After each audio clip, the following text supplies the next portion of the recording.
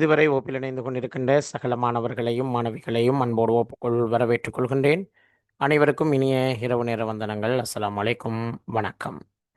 மற்றும் ஒரு வகுப்பில் உங்கள் அனைவரையும் சந்திப்பதில் பெருமகிழ்ச்சி அடைகின்றோம்.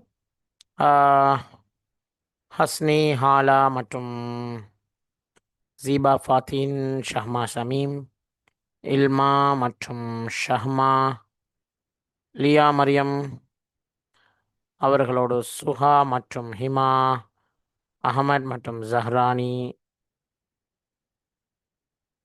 ஷாஃபிக், எல்லோருக்கும் அஸ்ஸலாமு அலைக்கும். ராஹில், யாசிர் எல்லாருக்குமா? Atif, okay, right. இன்றைய தரம் 11 ஓஎல் மாணவர்களுக்கு வரலாறு பாடம் தான் நடந்தது, ஹிஸ்ட்ரி பாடம். ஸோ அந்த பாடத்தில் அதிகமான வினாக்கள் நாங்கள் இறுதிச் செயல் அமர்விலே கற்றுக் கொடுத்த விடயங்கள் தான் அதிலே வந்திருந்தது. நிறைய மாணவர்கள் எங்களுக்கு மெசேஜ் பண்ணி கொண்டிருந்தார்கள். நான் குரூப்லேயும் ஷேர் பண்ணியிருந்தேன், பார்த்துப்பீங்க. ஸோ எல்லாருக்கும் ஆரம்பத்திலேருந்து சரியாக படித்தால் உண்மையாக ஓயலுங்கிறது ஒரு கஷ்டம் இல்லை என்பதற்கு இன்றைய ஓ லெவல் ஒரு சாட்சியாக அமைந்திருந்தது. ஸோ எங்களோட எதிர்பார்க்கை வினாக்கள் நிறைய எக்ஸாம்லையும் வந்திருந்தது. நீங்களும் பார்த்துப்பீங்க, நான் போட்டிருந்தேன். ஒப்பிட்டு பார்த்தீங்களா? நான் போட்ட அந்த ஃபைலை பிடிஎஃப் ஒன்று போட்டேன். சரி, கடைசியாக நாங்கள் இதில் எத்தனை கேள்வி பார்த்தோன்னு ஞாபகமா? இந்த எக்ஸாமில் எத்தனை கேள்வி பார்த்தோம் நாங்கள் இந்த பேப்பரில்?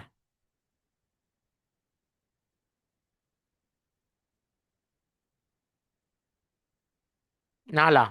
சரி, ஓகே. 5வது கேள்வியிலேருந்து போவோம். பின்வருவனவற்றுள் ஒல்லாந்து இலக்கியமாக அமைவது இலங்கை பற்றி குறிப்பிட்ட கிரேக்கர்களில் ஒருவர் விஜயபாகு பற்றி அறிய உதவும் சாசனங்களில் ஒன்று இலங்கையில் கண்டெடுக்கப்பட்ட மிக பழைய நாணயம். 4 கேள்விக்கு மான் சமனுங்க. 4 கேள்விக்கு மான் சமனுங்க.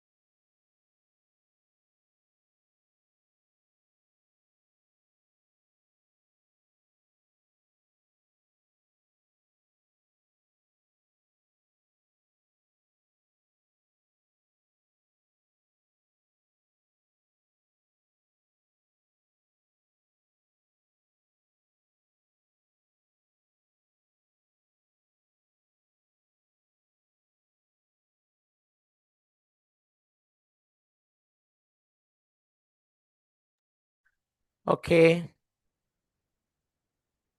அதிகமாக நாட்கள் ஆன்சர் பண்ணி கொண்டிருக்கிறீங்க. 5, 6, 7, 8.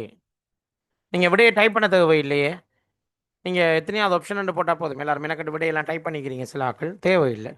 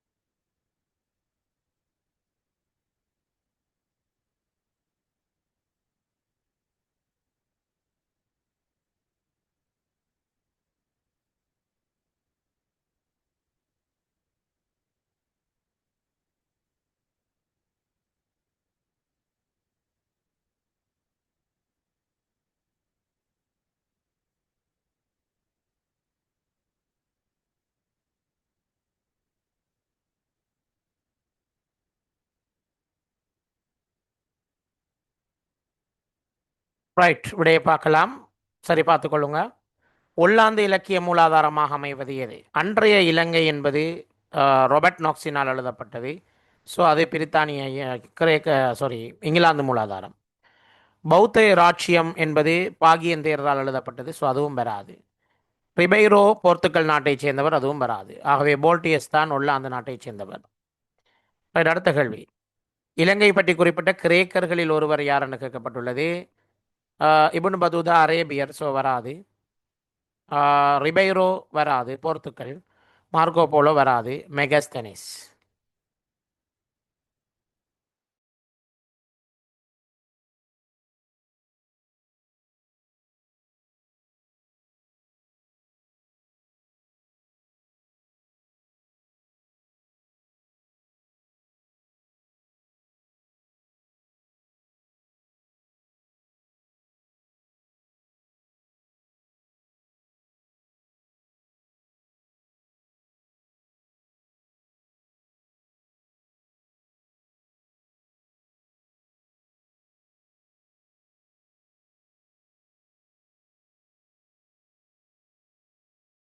ரைட்.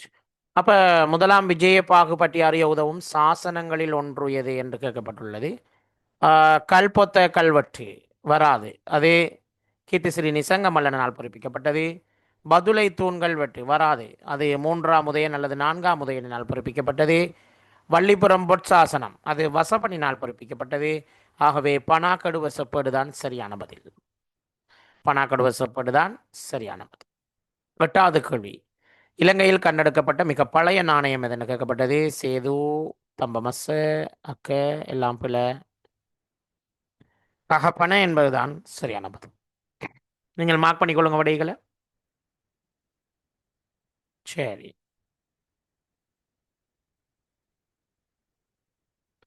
ஓகே.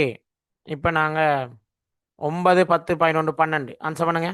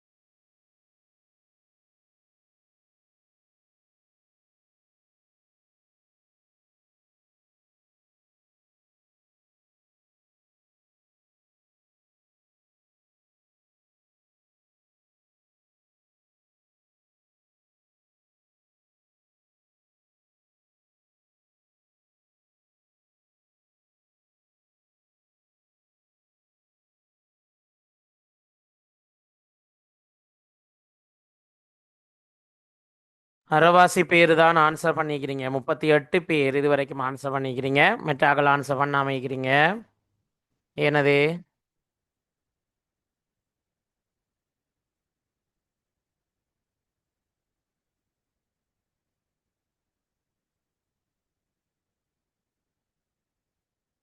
சரி, விடைய பார்ப்போம் லேட் ஆகுது. மரச்செதுக்கள் வேலைப்பாட்டுக்கு பிரசித்தி பெற்ற இடம் கம்பளை எம்பக்கை தேவாலயம். கம்பளையில் தான் இருக்கிறது எம்பக்கை தேவாலயம். சிற்ப வேலைகளுக்கு புகழ் பெற்ற இடம்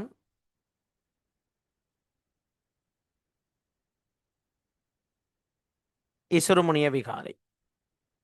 இந்த இது கடைசியாக நாங்கள் அந்த போல் ஒன்று அந்த கேம் ஒன்று செஞ்சுட்டு அதில் லீடர் போர்ட் போட்டுனாங்களா? குரூப்பில் போட்டுனாங்களா? போடலையா? லாஸ்ட் கிளாஸில் செஞ்ச கேமில் லீடர் போர்ட் ஷேர் பண்ணப்பட்டயா? ஷேர் பண்ணப்படல இல்லையா? ரைட். சரி, இப்போ போய் பார்ப்போம் யார் பெஸ்ட்டாக இருக்கான்னு பார்ப்போமா? இதை முடிச்சுட்டு பார்ப்போம். ஓகே. கீழ்வரும் நூல்கள் தூது காவிய நூலாக வருவது கவி சிலுமின காவிய நூல். தூது காவியம் இல்லது. பெருகும்பா சரித்த புகழ் காவியம். புதுக்குணலாறை அதுவும் வராது. ஸோ திசர சந்தேசே சந்தேசே என்பார் தான் தூது காவியம் என்ன. அவையாதான் சரியான பதில். ஓகே. இலங்கைக்கு வருகை தராமல் இந்நாடு பற்றிய குறிப்புகளை வெளியிட்ட பிற நாட்டு ஆய்வாளர் யார்? இலங்கைக்கு வரல, ஆனால் இந்த நாடு பற்றிய குறிப்புகளை வெளியிட்டிருக்கிறார் ஒருவர். யார் அவர் என்று கேட்கப்பட்டிருந்தது. பாக்யேந்திரர் வந்தார், ரிபைரோ வந்தார், இப்னு பதூதாவும் வந்தார். வராம எழுதினவர் ஹியோங் சாங் பிக்கு. அவை மூன்றாவது வழி தான் சரியான பதில்.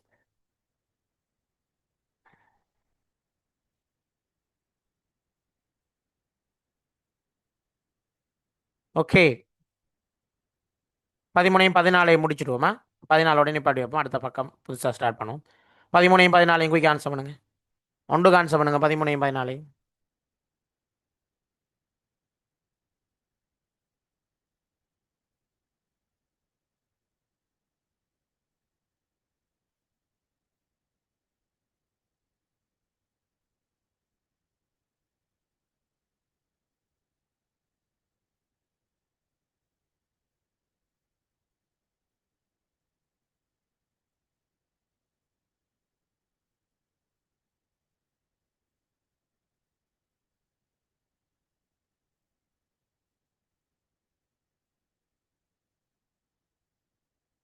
குயிக் ஆன்சர் பண்ணுங்க எல்லாரும்.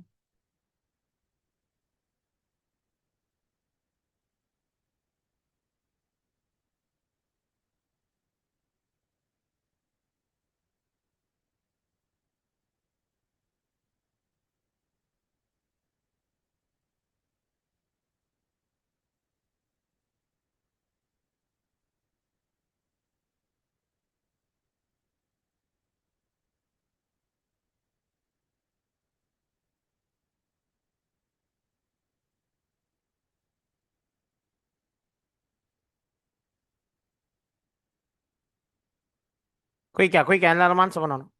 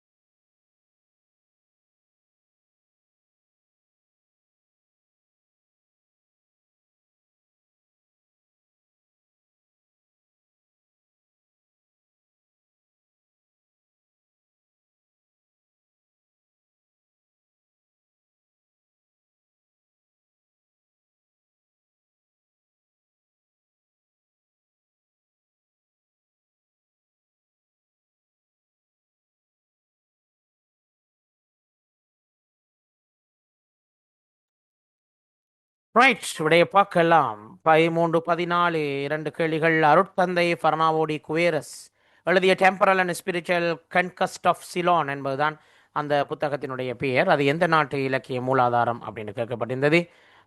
அருட்தந்தை ஃபர்னாவோடி குவேரஸ் எந்த நாட்டைச் சேர்ந்தவர் என்பது உங்களுக்கு தெரியும்.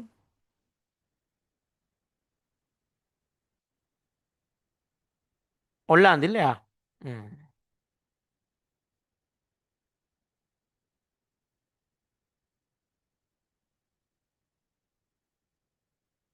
ஒல்லாந்துக்கு இன்னொரு பேர் தான் டச். வள்ளிபுரம் பொற்சாசனம் எந்த மன்னது ஆட்சி அதிகாரம் பற்றிய தகவல்களை கூறுகிறது? வசவன். ஓகே. யாரோ முந்தின கேள்விகளுக்கு விட கட்டியிருந்தீங்க, ஸோ சொல்லிட்டேன்னு பார்த்துக்கொள்ளுங்க. சரி. போர்த்துக்கலா? டச் இல்லையே அவரு. ஆ, அருட்தந்தை பர்னாவோ குவேரஸ் எந்த நாட்டைச் சேர்ந்தவர் என்பதுதான் அந்த கேள்வி. போர்த்துக்கல் இல்லையா? எஸ், போர்த்துக்கல் தான் வரும். சரியா? டச் வராது, போர்த்துக்கல் தான் வரும். இரண்டாவது விட தான் சரி.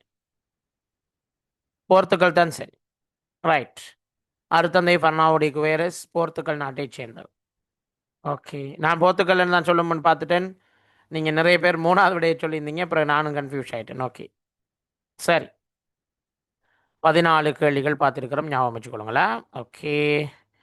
இப்போ ஒருக்கா கடைசியாக நடந்த லீடர் போர்டு ஒருக்கா பார்த்துட்டு வருவோம். உங்களுக்கு இன்னைக்கு போல் இல்லை. இன்னைக்கு உங்களுக்கு ஏதாவது கிளாஸ் டைமில் போல் வைக்கல இன்னைக்கு. அதுக்கு பதிலாக உங்களுக்கு ஒரு குயிஸ் ஒன்று ப்ரிப்பேர் பண்ணி போடுவேன் இப்போ. அதை எடுத்துக்கொள்ளுங்க.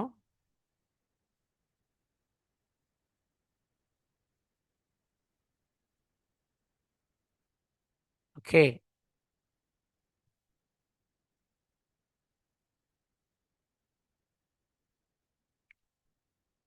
லாஸ்ட்டாக நடந்த கிரேட் 10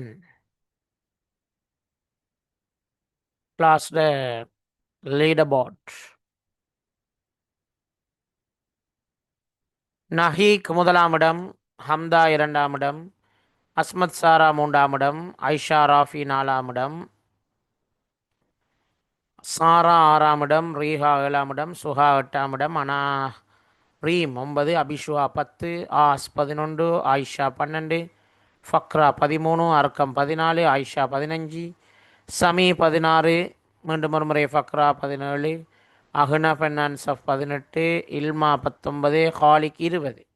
அப்படியே போகுது அந்த பட்டியல். ரைட். ஓகே. செய்யாத ஆக்கள் வெரி சாரி. செஞ்ச ஆக்களுக்கு வாழ்த்துக்கள். செஞ்சு பார்த்தா தானே ப்ராக்டிஸ் வருமேனே. செய்யாமட்டா ப்ராக்டிஸ் வராது. சரி. இன்றைக்கு நாங்கள் இந்த 2ஆம் யூனிட்டை முடிக்க போகிறோம். முடிச்சுட்டு நெக்ஸ்ட் வீக் வந்து இந்த யூனிட்ஸில் ரிவிஷன்ஸ் எல்லாம் செய்யணும். எக்ஸாம் செய்ய கிடக்கு. அதெல்லாம் எக்ஸாம்ஸ் எல்லாம் நோம்பில் கடைசி வாரம் செய்வோமா? அப்போ அதில் கிளாஸ் நடத்தாமல் எக்ஸாம்ஸை செய்வோம் லாஸ்ட் வீக். ஸோ அதுக்கு இடையில இருக்கிற இதுகளில் வந்து கிளாஸை நடத்துவோம். சரி. ஸோ வரலாற்று காலம், ஆரம்ப வரலாற்று காலம் தான் நாங்கள் இப்போ பார்த்து கொண்டு வாரது. அதை பற்றி தான் நாங்கள் பார்க்க போகிறோம். ஸோ வரலாற்று காலம்ங்கிறது என்ன அப்படின்னு சிம்பிளாக நீங்கள் பார்த்தீங்கன்னா, நான் அன்றைக்கும் உங்களுக்கு சொல்லியிருந்தேன். வரலாற்று காலம் என்று சொல்கிறது பொதுவாக என்ன சொல்லுவோம், எழுத்து மூல ஆவணங்களில் பதிவாகிய காலம். எழுத்து மூல ஆதாரங்களில் பதிவாகிய காலத்தை தான் நாங்கள் வரலாற்று காலம் அப்படின்னு சொல்கிறோம். அப்போ கல்வெட்டுக்கள், இலக்கிய மூலாதாரங்கள் படைக்கப்பட்ட ஒரு காலம்தான் இந்த வரலாற்று காலம் என்று சொல்லக்கூடிய காலம். இல்லைங்களா? வரலாற்று காலம் என்று சொல்கிறது எழுத்து மூலாதாரங்கள் எல்லாம் பதிவாகிய ஒரு காலத்தை தான் நாங்கள் இலக்கிய மூலாதாரங்களில் குறிப்பிடப்பட்ட ஒரு காலத்தை தான் என்னென்னு சொல்கிறோம், வரலாற்று காலம் அப்படின்னு சொல்கிறோம்.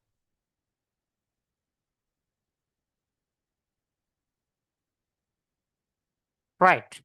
அப்போ வரலாற்று காலத்தினுடைய வரைவிலக்கணத்தை நாங்கள் பார்த்துட்டோம். கிமு 450 தொடக்கம் 300 வரையான காலம்.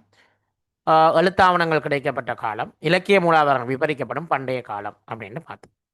வரலாற்று கால குடியிருப்புகளில் தாக்கம் செலுத்துகிற காரணிகள் நாங்கள் பார்த்தோம். மழை வீழ்ச்சி தாக்கம் செலுத்தும், மண்ணினுடைய தன்மை தாக்கம் செலுத்தும், தரை தோட்டம் தாக்கம் செலுத்தும், இயற்கை வளங்கள் தாக்கம் செலுத்தும், நீரோடைகள் தாக்கம் செலுத்தும் என்று பார்த்தோம்.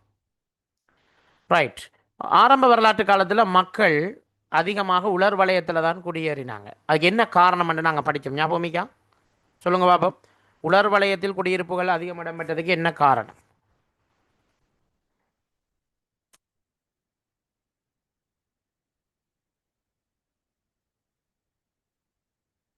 இலங்கையில் உலர் வலயத்தில் தான் அதிகமான குடியேற்றங்கள் தோற்றம் பெற்றது. அவ்வாறு இலங்கையில் அதிகமான குடியேற்றங்கள் உலர் வலயத்தில் தோற்றம் பெற்றதுக்கு என்ன காரணம்? அது நாங்கள் பார்த்தோம் போன கிளாஸில். Right, very good. சரியான பதிலை சொன்னாங்கள மட்டும் நான் சொல்லுவேன். ஃபஹத் சொல்லியிருந்தீங்க, ஃபக்ரா, ஹம்தா, ஷஹ்மா, சஹா, நஹீக், ஐஷா, ரீஹா, ரிஹா, ஹம்தா, லியா மரியம். உங்களோட பேர்களை ஷார்ட்டாக போடுங்க, பெருசாக போட்டிங்கன்னா வாசிக்கலாமேக்கா. பேரை ஷார்ட்டாக போட்டு ப்ராக்கெட்டில் இண்டெக்ஸை போடுங்க. சமி, சாரா மரியம், பாராஹனானி, இப்படி கொஞ்சம் சிலர் பலர் சொல்லி கொண்டு போகிறீங்க. இன்னும் சரியான பதில் வந்து மண்ணின் வளம்.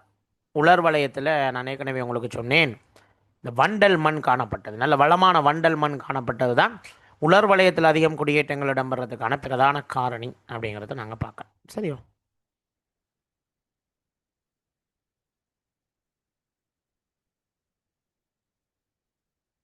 சரி, இப்போ அது உலர் வலயத்தை பற்றி பார்த்துட்டோம். அடுத்தது, இலங்கையில் கட்டப்பட்ட முதலாவது அணை கட்டின குளம் யார் மன்னனால் கட்டப்பட்டதுன்னு சொல்லுங்க ஆபம். அந்த குளத்தோட பேரை நான் சொல்கிறேனே, திஸ்ஸ மகாராம குளம். கிரிந்தி ஓயாவுக்கு குறுக்கே அணை கட்டித்தான் அது கட்டப்பட்டது. அவ்வாறு கட்டப்பட்ட அந்த முதலாவது குளத்தை கட்டிய மன்னன் யாருன்னு மட்டும் நீங்கள் சொல்லுங்களேன். கிரிந்தி ஓயாவுக்கு குறுக்கே முதலாவதாக அணை கட்டி இலங்கையில் அமைக்கப்பட்ட முதலாவது அணை கட்டிய குளத்தை அமைத்த மன்னன் யார்? அந்த குளத்தோட பேரு திஸ்ஸ மகாராமன்.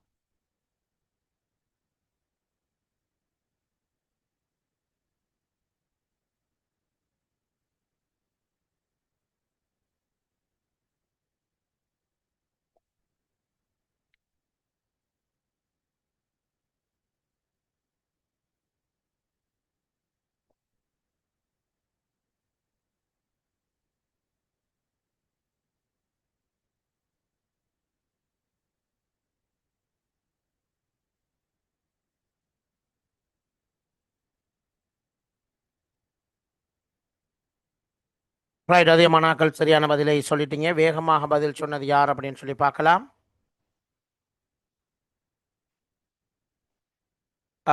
ஹம்தா வேகமாக பதில் சொல்லியிருந்தீங்க.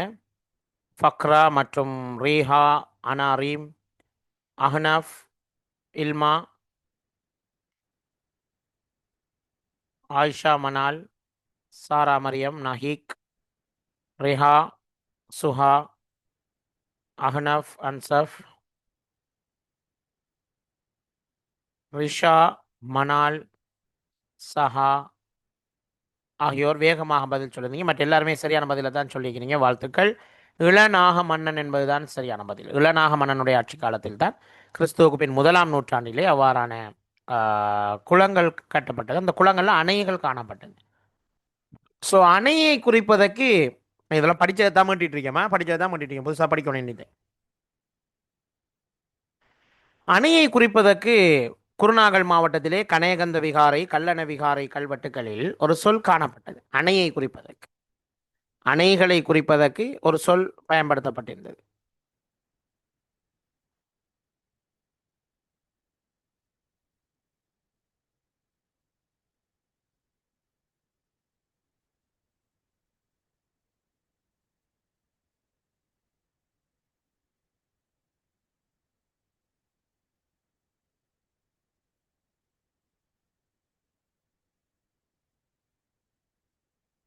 அந்த அணையை குறிப்பதற்கு கனேகந்த கல்லண விகாரையில் பயன்படுத்தப்பட்ட சொல் என்ன என்பதுதான் அந்த கேள்வியாக இருக்கிறது.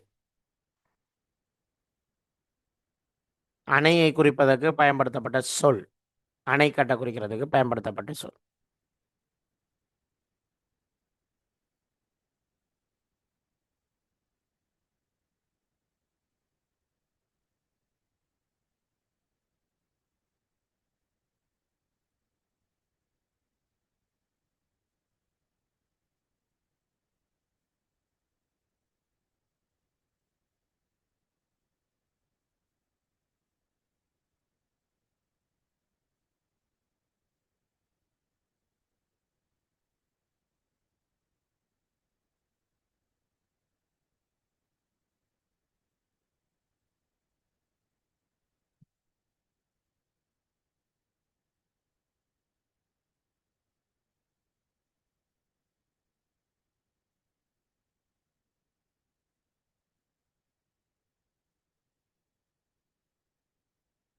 பிக்கல் அரமான் சொல்லுங்க.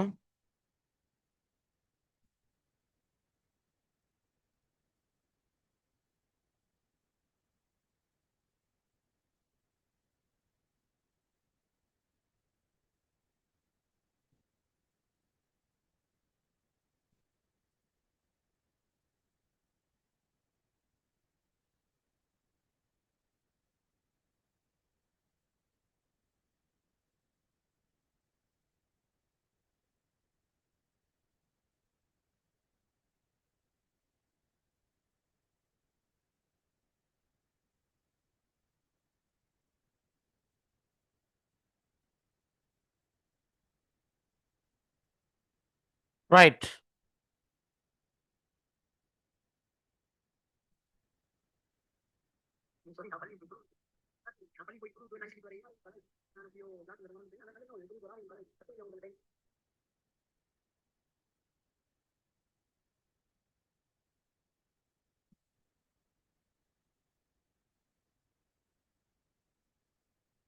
ஓகே.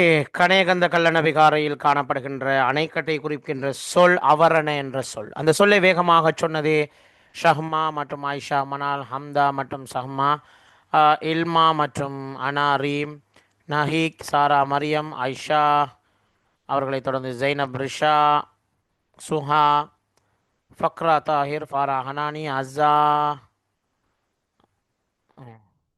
ரீஹா, லியா மரியம், ஜீனத், ஷைமா, அம்னா, ஹானி என்று தொடர்ந்து கொண்டு போகுது. எல்லாரும் சொல்லிக்கிறீங்க, வாழ்த்துக்கள். ஸோ அவரண என்பதுதான் சரியான பதில். பிராமி கல்வெட்டு, எஸ், அவரண சொல். வரலாற்று காலத்தில் 2 இடங்களில் தான் அதிகமாக குடியேற்றங்கள் அமைக்கப்பட்டது என்று நாங்கள் பார்த்திருந்தோம். அது என்னென்ன இடங்கள்னு உங்களுக்கு தெரியும். அதில் ஒன்றுதான்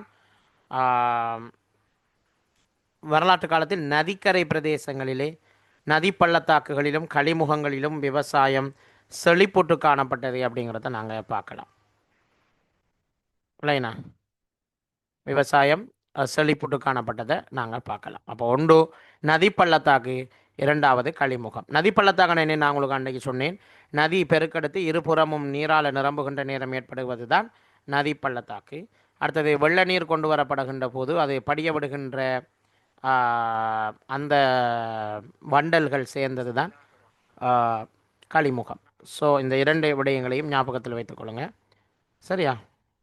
வண்டல் படிவுகள் கழிமுகம் என்றும், நதி பள்ளத்தாக்குகள் ஒரு ஆற்றுல இருமரங்கிலும் நீர் நிரம்புறது தான் நதி பள்ளத்தாக்குகள் என்று நாங்கள் பார்க்கலாம். சரி,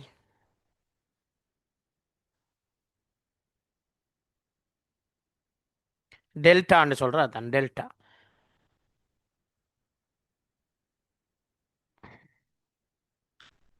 அடுத்தது வரலாற்று கால மக்களின் பிரதான ஜீவனோபாயமாக இருப்பது விவசாயம். அதுலேயும் குறிப்பாக சேனை பயிற்சியை முக்கிய இடம் பெற்றிருந்தது. அதில் குரக்கன், எள், மெனரி போன்ற பயிர்கள் எல்லாம் பயிரிடப்பட்டது அப்படின்னு சொல்லி நாங்கள் பார்த்தோம். விவசாய கிராமம் ஒன்றை பற்றி பார்த்தோம். உலர் வலயத்தில் ஆற்றுக்கு குறுக்கே அணை கட்டினாங்க. பிறகு அணை என்ன சொல்கிறேன்,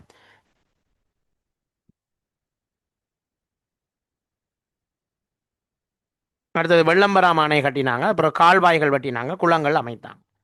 அந்த வகையில் குடியிருப்புகளை நாங்கள் பார்த்தோம்னு சொன்னால், குளத்தை அடிப்படையாக கொண்டு ஒரு கிராமம் உருவாக்கப்பட்டிருந்தது, குளக்கிராமம். குளக்கிராமங்கள் மகாவம்சத்தில் 4 குறிப்பிடப்பட்டுள்ளது. உங்களோட கேள்வி என்னென்றா, குளக்கிராமம் என்ன பெயரால் அழைக்கப்படும்? அதை மட்டும் நீங்கள் சொல்லுங்களேன். குளக்கிராமம் என்ன பெயரால் அழைக்கப்படும்?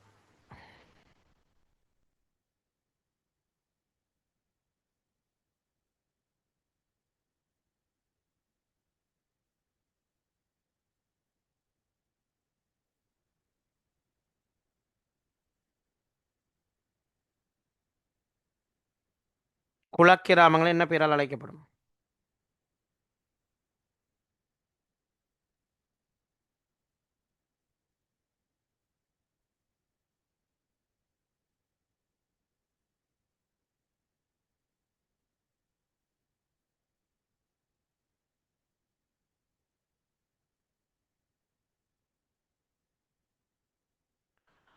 Very good. வேகமாக சரியான பதிலை சொன்னது ஃபாசத் முசி. அவரை தொடர்ந்து ஆயிஷா, ஃபக்ரா தாஹிர், ஆயிஷா மனால், ஜெய்னப் ரிஷா, ரீம், ஜீபா ஃபாத்தின், ஹம்தா மற்றும் அஸா, ரீஹா, நஹீக், ஹாலிக், ஆயிஷா, ஃபௌசுல் அமீன், ஷைமா, மற்றும் இல்மா இப்ராஹிம் ரிஹா ஆகியோர் வேகமாக பதில் சொல்லியிருந்தீங்க. நிறைய பேர் ஆன்சர் பண்ணியிருந்தீங்க. எல்லாருக்கும் வாழ்த்துக்கள். வாப்பிக்காமை என்பதுதான் சரியான பதில். அந்த வாப்பிக்காமையை பாடமாக்குறது உங்களுக்கு ஒரு ஷார்ட்கட் சொல்லி தந்த ஞாபகம் இருக்கும். சுமணன் விகாரைக்குள் குந்தி கடந்தான். சுமணன் விகாரைக்குள் குந்தி கடந்தான் என்ற ஷார்ட்கட் மூலமாக சுமண வாப்பிக்காம, விகார வாப்பிக்காம, குந்தரி வாப்பிக்காம, கடக வாப்பிக்காமைன்னு சொல்லி இந்த வாப்பிக்காமைகளை நாங்கள் பிரித்து கொள்ளலாம் அப்படிங்கிறது தான் மிக முக்கியமான ஒரு விஷயம். இதெல்லாம் நாங்கள் அன்றைக்கு பார்த்தோம். அப்புறம் வரிச்சித்தலை வீடு பார்த்துட்டோம். குடியிருப்புகளோட கட்டமைப்பில் முக்கியமாக நாங்கள் பார்த்தது அளவு அடிப்படையாக வச்சு கிராமங்களை எப்படி பிரித்தாங்க அப்படிங்கிறத நாங்கள் பார்த்தோம். 0.15 ஹெக்டேர் அளவுள்ள கிராமங்கள் கிராமம் என்றும், 0.15 தொடக்கம் 2 வரைக்கும் உள்ள மத்திய அளவிலான கிராமங்கள் நகரம் என்றும், அதே மாதிரி பெரிய நகர குடியிருப்புகள் புறம் என்றும் அழைக்கப்பட்டது. ஓகே, தொல்பொருள் களப்பயணம் என்றால் என்ன என்று ஆயிஷா மனால் கேட்டிருக்கிறார். தொல்பொருள் களப்பயணம்னு சொன்னால் ஏன் போறீங்களா? தொல்பொருட்களை தேடி களப்பயணம் போகிறது, அதான் தொல்பொருள் களப்பயணம். சிம்பிளாக சொன்னேன்.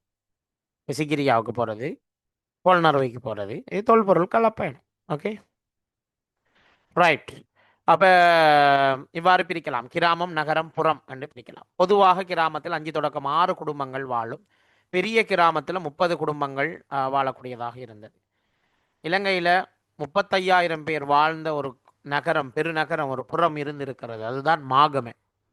மாகமே, அன்றாபுரம் எல்லாம் அப்படி பெரிய நகரங்கள். ஓகே, கிறிஸ்துவுக்கு பின் 6ஆம் நூற்றாண்டாக இருந்தால் மாகம நகரத்தில் கிட்டத்தட்ட 35,000 பேர் அவ்வாறு வாழ்ந்ததற்கான ஆதாரங்கள் கிடைக்கப்பட்டது. ரைட். இன்னைக்கு இன்னும் ஒரு ஷார்ட்கட் உங்களுக்கு சொல்லித்தாரேன்னு சொன்னேன். தொழிலை அடிப்படையாக கொண்ட கிராமங்கள். தொழிலை அடிப்படையாக கொண்ட கிராமங்கள் 6 இருக்குது. கசிகாரகாம, விவசாயிகள் வாழும் கிராமம். மணிக்காரகாம, இரத்தினக்கல் அகழ்வோர் வாழும் கிராமம். கோபாலகாம, இடையர் வாழ்ந்த கிராமம். கேவட்டகாம, மீனவர் வாழ்ந்த கிராமம். கும்பகாரகாம, குயவர் வாழ்ந்த கிராமம். வட்டக்கீகாம, தச்சர் வாழ்ந்த கிராமம். ஸோ 6 வகையான கிராமங்கள் காணப்படுகிறது. கசிகாரகாம, மணிகாரகாம, கோபாலகாம, கேவட்டகாம, கும்பகாரகாம, வட்டக்கீகாம. இந்த 6ஐயும் சும்மா பாடமாங்க. சும்மா இருக்கா பாடமாங்க. நான் ஷார்ட்கட் சொல்லித்தரேன். பாங்க சொல்லுது. அதான் முடியங்காட்டியும் பாடமாங்க. நான் அதுக்கிடையில் உங்களுக்கு ஷார்ட்கட் சொல்லித்தரேன். பொய்க்கா 6ஐயும் சும்மா பாடமாகி கொடுங்க. அப்புறம் லேசான ஷார்ட்கட் சொல்லித்தரேன். ஃபர்ஸ்ட்டுக்கு சும்மா பாடமாகினா தான் ஷார்ட்கட்டில் லேசாக பாடம் வரும். சும்மா பாடமாகி கொடுங்க.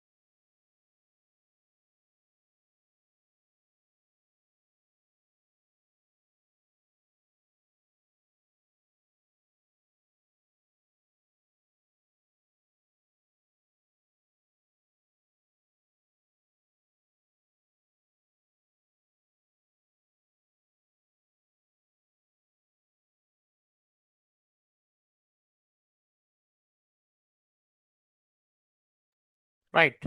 அதான் முடிஞ்சிருது. பாடமாக்கிப்பீங்கன்னு நினைக்கிறேன். ஸோ இப்போ வாங்க இதுக்கான ஷார்ட்கட்டை பாடமாக்கும். இதான் நம்ம ஷார்ட்கட் பார்த்துக்கொள்ளுங்க எப்படி ஷார்ட்கட்.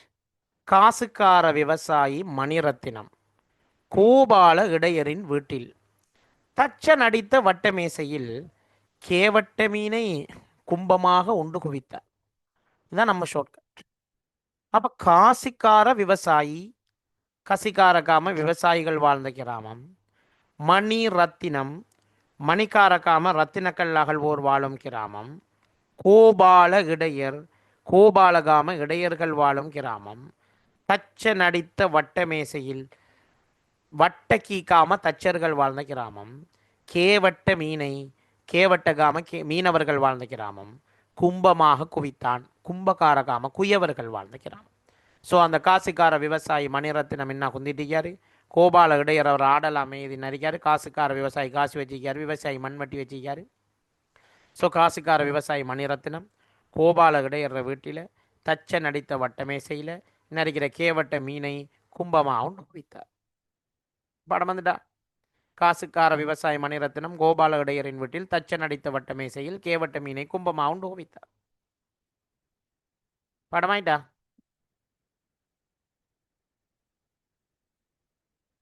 லேசா ஷார்ட்கட். காசுக்கார விவசாயி மணிரத்தினம் கோபால இடையரின் வீட்டில் தச்சன் அடித்த வட்ட மேசையில் கேவட்ட மீனை கும்பமாக உண்டு குவித்தார். சிம்பிளே.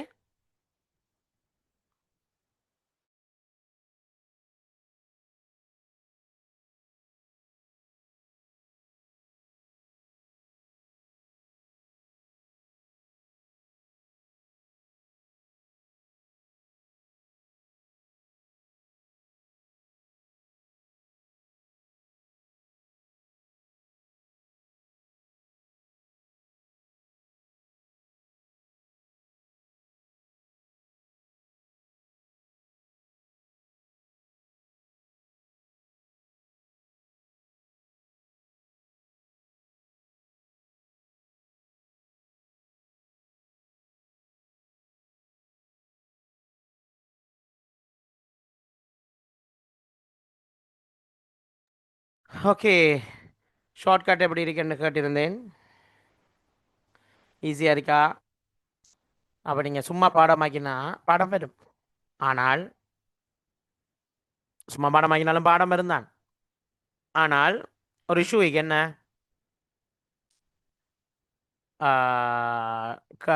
பாடமாக்கிட்டு போயிடுவோம், பட் கன்ஃபியூஷன் ஆகிடும். அன்றைக்கி வட்டக்கி காமேண்டா தச்சர் கிராமமா அல்லது மீனவர் வாழ்ந்த கிராமமா அப்படின்ற ஒரு கன்ஃபியூஷன் வரும் எக்ஸாம் டைமில்.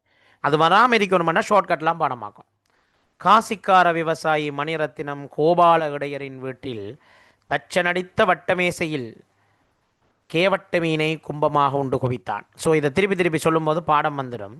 ஸோ இந்த பாடத்திலேருந்து அடிக்கடி கேள்வி வரும். இந்த இந்த இந்த கிராமங்கள் சம்பந்தமாக கேட்டு வரும். இன்றைக்கும் வந்தது, இன்றைக்கி ஓஎல் பேப்பர்லையும் அது வந்தது. இந்த வரலாற்று கால குடியிருப்புகளை விளக்க சொல்லி ஒரு கேள்வி இந்த மாதிரி ஓ லெவலுக்கு வந்திருந்தது. ஆகவே அதெல்லாம் நீங்கள் சரியாக பார்த்துட்டு போகிறது உங்களுக்கும் சிறந்த ஒரு பெனிஃபிட்டாக அமையும் என்பதைத்தான் நாங்கள் பார்க்கின்றோம். இல்லைங்கண்ணா? சரி.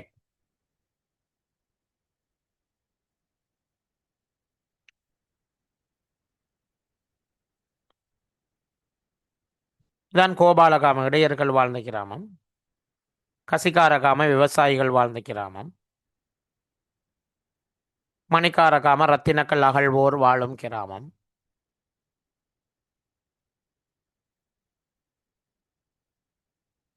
கேவட்டகாம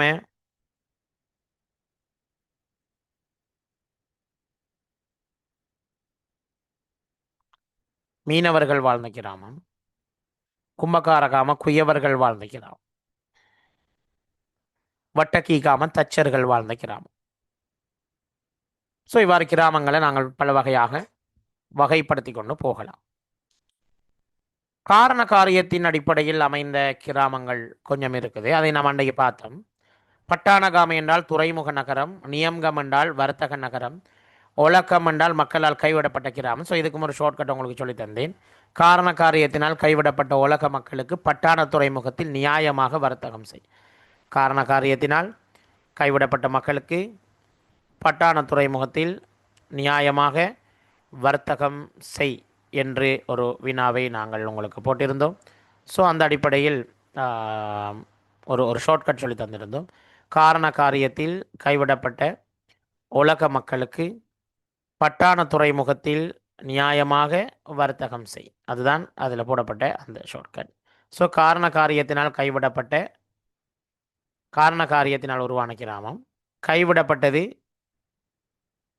அப்போ கைவிடப்பட்ட கிராமம் ஒலக்கம். அடுத்தது பட்டாண துறைமுகத்தில். ஸோ துறைமுகம் பட்டாணகாம. நான் நியாயமாக வர்த்தகம் செய். ஸோ வர்த்தகம் நியமகம். ஸோ அந்த மாதிரியாக போய்கொண்டிருக்கு.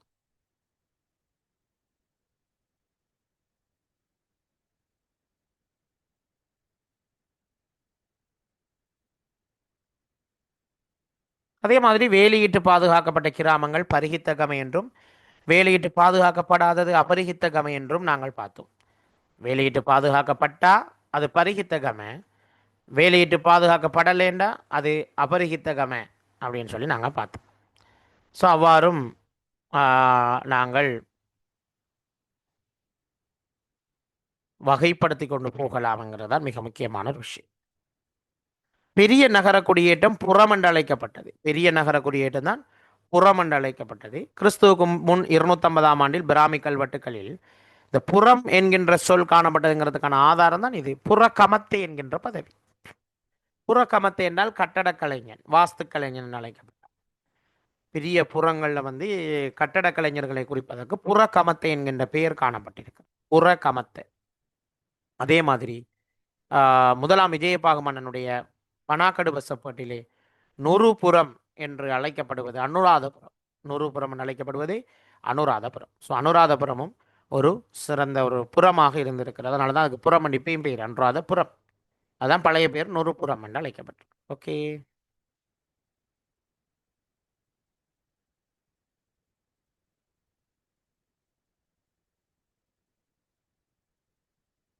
வேலையிட்டு பாதுகாக்கப்பட்ட கிராமம் இது நொறுபுறம். நான் பாருங்க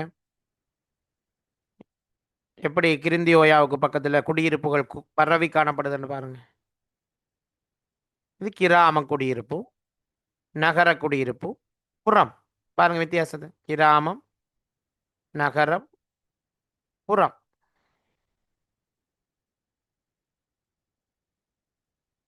சரியா? கிராமம், நகரம், புறம். ஓகே, கிராம நிர்வாகத்தை பார்ப்போம். முடிய போகுது இந்த பாடம், முடிய போகுது. முடிய வீடியோ பார்ப்போமா? வீடியோ இருக்குது. இன்னைக்கு ஒரு இந்த முழு பாடத்தையும் ரிவிஷன் பண்ணுறதுக்கு ஒரு பாட்டு இருக்குது. பாட்டு பார்க்க போகிறோம் இல்லைண்ணா?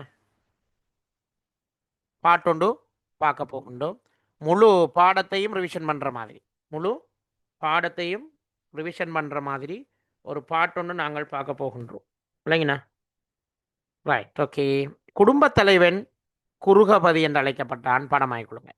குடும்பத் தலைவன் குருகபதி என்று அழைக்கப்பட்டான். குடும்பத் தலைவன் அழைக்கப்பட்ட பெயர் குருகபதி. குடும்பத் தலைவன் என்ன பெயரால் அழைக்கப்பட்டான்? குருகபதி. ஞாபகம். ஓகே,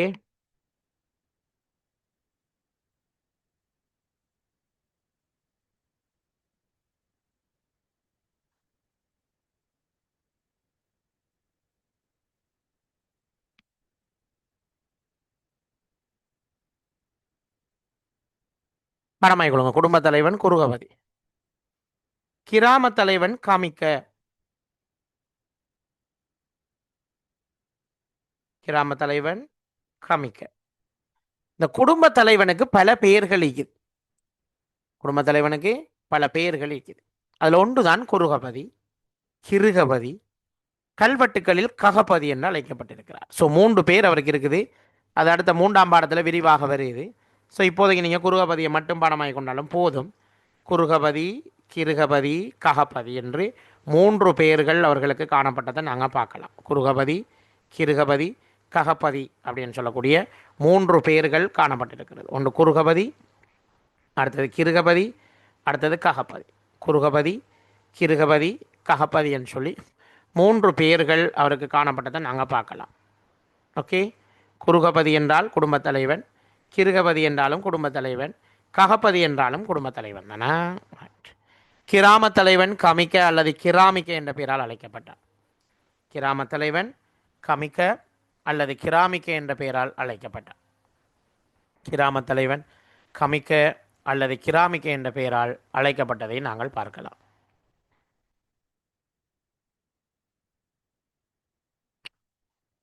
ஓகே, ஞாபகம் வச்சுக்கொள்ளணும். ஓகே,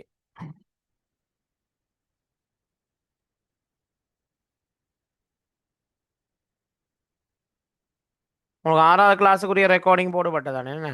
ரைட், உங்களுக்கு ஸ்லைட் தான் போடுபடலை நினைக்கிறேன். நான் போட்டு விடுறேன். இப்போ ஃபுல் ஸ்லைடையும் போடணும். ஆரம்ப வரலாற்று காலத்தை ஃபுல்லாக போட்டாச்சு தானே.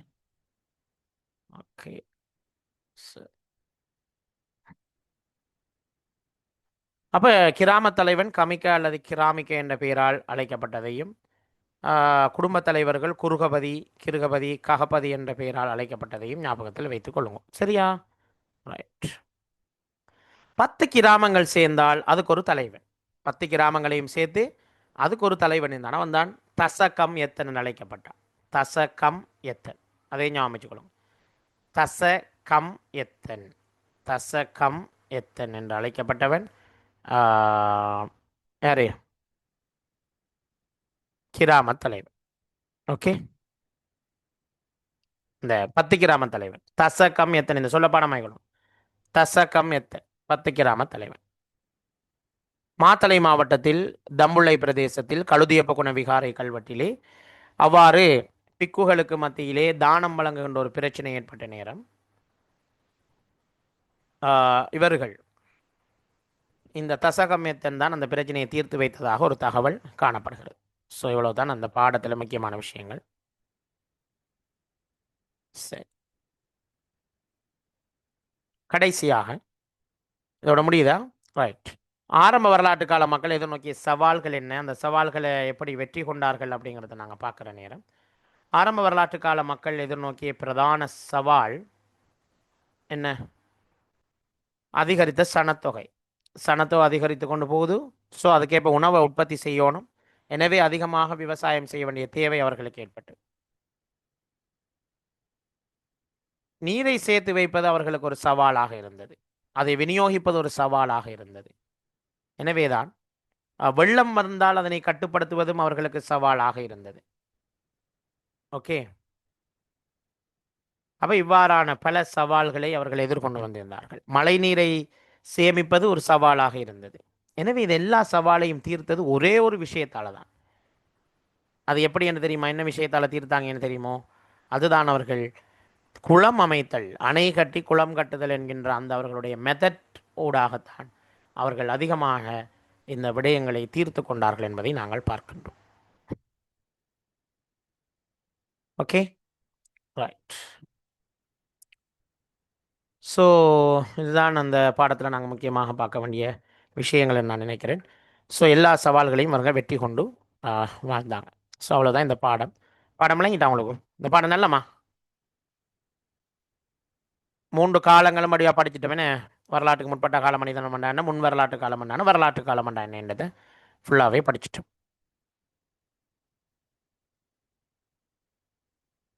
கிளியர் எல்லாருக்கும்? கடைசியாக வீடியோவோட கிளாஸை முடியும்.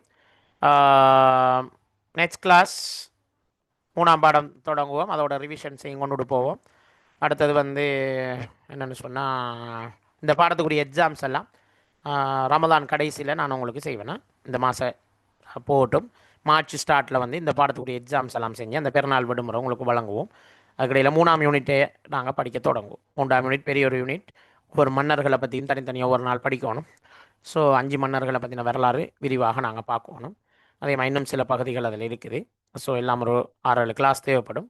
ஸோ மார்ச் மாதம் உங்களுக்கு ஃபஸ்ட் டேர்முக்குரிய சிலபஸ் நாங்கள் முடிப்போம். 3 பாடம் படிக்கணும் ஃபஸ்ட் டேர்முக்கும். ஆனால் எல்லா ஸ்கூல்லையும் 3 பாடத்தில் எக்ஸாம் எடுக்கிறையும் இல்லை, 2 பாடத்தில் எடுப்பாங்க பெரும்பாலும்.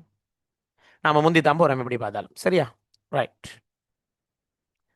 இந்த வீடியோ அன்பான மாணவர்களே, தரம் 10 மாணவர்களாகிய நீங்கள் வரலாற்று பாடத்தில் இலங்கையின் குடியேற்றங்கள் என்ற பாடப்பரப்பில் வரலாற்றுக்கு சவுண்ட் கேட்குறே? முற்பட்ட காலம், முன் வரலாற்று காலம், வரலாற்று காலம் எனும் 3 காலகட்டங்களையும் வேறு பிரித்தறிவதில் சிரமப்படுவதனால் அதனை திரை இசை பாடல் வடிவில் வடிவமைத்துள்ளேன். பாடி பயன்பெறுங்கள். ஆக்கம் திருமதி சிந்துஜா ஜெயரூபன், தி புனித சூசியப்பர் கல்லூரி, திருகோணமலை. பாடியவர் செல்வன் ஜே ஷஹீல்.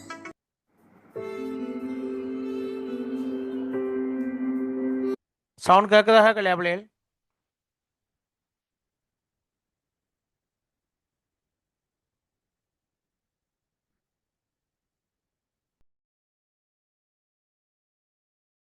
கேட்குதா நிமரான்னு?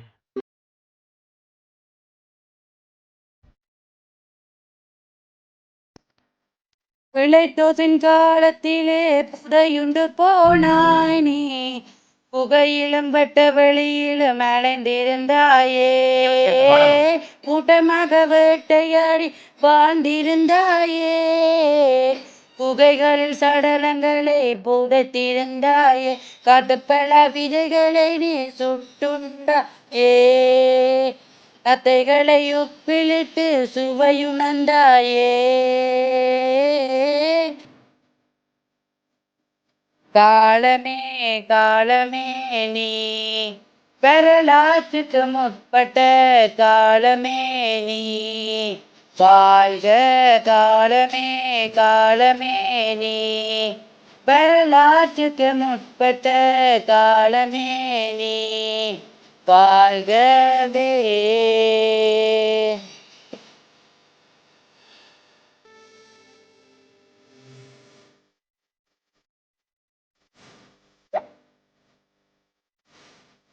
மெகாலித்திக் மயானங்கள் தான் அடையாளம், உடரங்க மட வீடு அடுத்தவதாரம், இரும்பாயுதத்தை நீ அறிந்து கொண்டாயே, பெண்கள் தம்மை அலங்கரிக்க ஆசை கொண்டார், தினையிலே பகிரவும் ஆரம்பித்தீரே, பட்பாண்டத்தில் உணவு சமைத்து மகிழ்ந்தீரே, ஓ காலமே காலமே நீ முன் வரலாற்று காலமே காலமே நீ, வாழ்க காலமே காலமே நீ முன் வரலாற்று காலமே காலமே நீ, வாழ்கவே.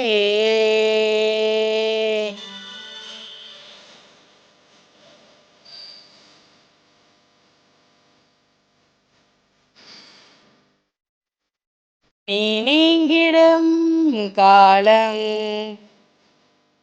மிக நீண்ட காலம், உலங்கள் கட்டிய காலம், விவசாயம் செய்த காலம், இடங்கள் நகரங்கள் தோன்றிய காலம், தொழில்களும் காரணமும் அதற்கு ஆதாரம், குப்பதி குடும்பத்தில் தலைவனாகினான், தமிழக கிராமத்தின் தலைவனாகினான், பிரதேசத்தின் தலைவராக பெருமத வாய்த்தான், பிற்காலத்தில் ராஜாவாக ஆளத் தொடங்கினான்,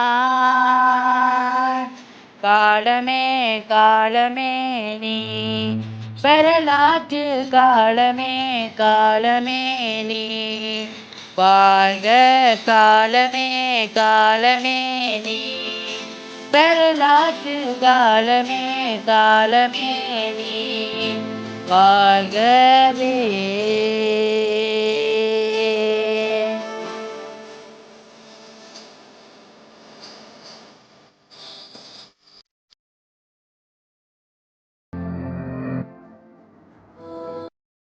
ரைட். பாட்டு எப்படி? பாட்டு எப்படி? மொத்த பாடமும் ஒரு பாட்டில். பார்த்தீங்களா? ரைட். காலமே காலமேன்னு நீங்களும் படிச்சு தெரியுங்க. Okay, right, okay. அப்போ இதோட நாங்கள் இன்றைய ஓப்பன் நிறைவு செய்து கொள்வோம்.